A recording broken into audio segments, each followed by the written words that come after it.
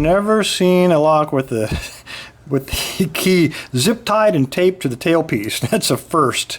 But anyway, it looks like we have, this is from Whisky Pick, this challenge lock number 2. It says he's got some alien tech in this Brinks for us to take a look at. Even though it's a Brinks, this is a KW1 keyway or quick set keyway, wide open. We can put a really tall pick in there, and because it's a challenge lock, that's just exactly what I'm going to do. Even the key shaped a little bit like a quick set, got that pyramid shape, but hopefully we don't need that stinking key, right? Let's see if we can get this thing clamped up and get into it. I don't think that key will even enter into the formula here when it comes to clamping. I just want to make sure that, yeah, it's still free. There's no reason it should get clamped up at all. All right, can we zoom in a little bit? Okay, wide open keyway. I'm going to use, let's see if we can get the thick one in there. I'm going to use top of the keyway. This is the 1.2 millimeter from Mad Bob's, which is about 44 thousandths. And that does work. Got a floppy core on this thing. And because, like I said, it's a wide open keyway, I'm going to use a DeForest diamond.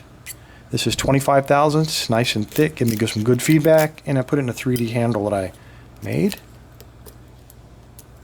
And I'm counting 5, which is what you'd expect on a KW1. But it feels like pin 5, and it might be pin 2, have a slightly more resistance. All the pins are moving freely, but those two are a little stiffer, it feels like. So there might be some different pins in there. It's not much, but just thought I'd mention it. In case it turns out to be true, it'll make me look really smart. All right, and of course, if it isn't true, then hopefully you guys will have forgotten I even said it. All right, all the way in there, light tension, and let's find that binder. All springy, so I'm going to apply a little more tension, and there it is, pin 2. I just touched him, and we got a little bit of a false set going. That's pin 1, hiding right there behind the tension wrench. So I think Whisky Pick has probably watched my technique, or lack thereof.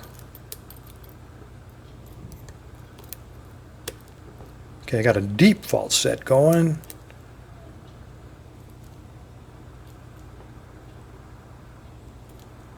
There we go, feedback. You notice I get counter rotation. I'm on pin 5, so counter rotation, he might be a spool. Come on, baby. Get up there. There we go. Open. Let's see what kind of alien tech Whisky Pick is talking about. And I'm going to show you something brand new. We're going to use a brand new pinning tray. I can't even zoom out. This is just a beautiful piece of work. He even engraved Lock Lab on top of it. Really cool. Made out of walnut. Handmade by Steven Zealous. Even got little rubber legs on it, so if I drop my beer and it spills on the bench, it won't even get this thing wet. All right, let's take a look at the key first. Oh boy. I'm going to just take the tape first.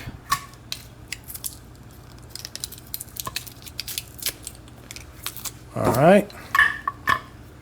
Then I might be able just to slide that off without any risk to my fingers. That would be ideal. And now we are wrapped up with black tape and paper. There's what the bitting looks like. And let's see if it does work. If it doesn't work, that'll be the end of the video, and let's have to pick it again. It does work beautifully, very smooth. All right, let's see what we got here. I will be needing that. Let me take that tailpiece off.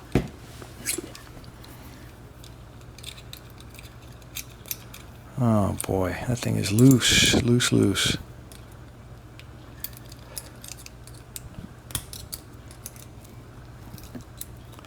There's got to be a better way, guys. There has to be a better way to get these damn rings off. I know I got C-clip tools. None of them work. I don't get it. I think the thing is I come across such a wide variety of these things. All right. And does that come off? It almost has to come off. Stand by. pliers on the other bench. I was working on my bicycle earlier. That is not going to come off of there.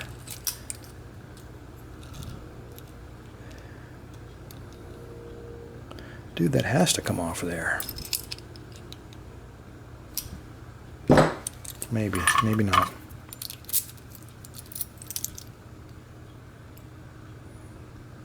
Okay, I think it'll fit in there, but we're going to be stuck with a pretty wide gap here. Let's find... That will not fit in there. Let's try this guy. Let's try it. I'm not going to charge any extra for the excitement. Hey, it even worked. My goodness. What a deal. All right, this is a little bit reversed because the pins are on the right side now. All right, nothing too unusual. Oh, yeah, we got some threading in there. Now I see it. Let's go ahead and take these pins out and then we'll take a close look. Standard, standard, standard, standard, and standard. Looks like we have 4. 1, 2, 3, and 5 are all threaded, and 4 is the only one that's unmodified.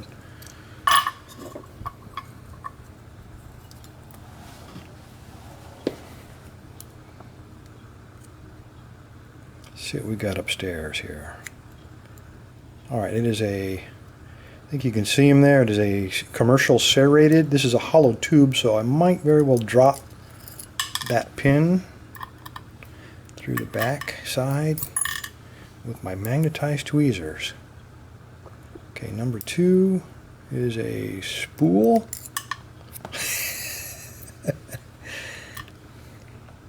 Why don't I put a piece of paper up in there like some of you guys have recommended?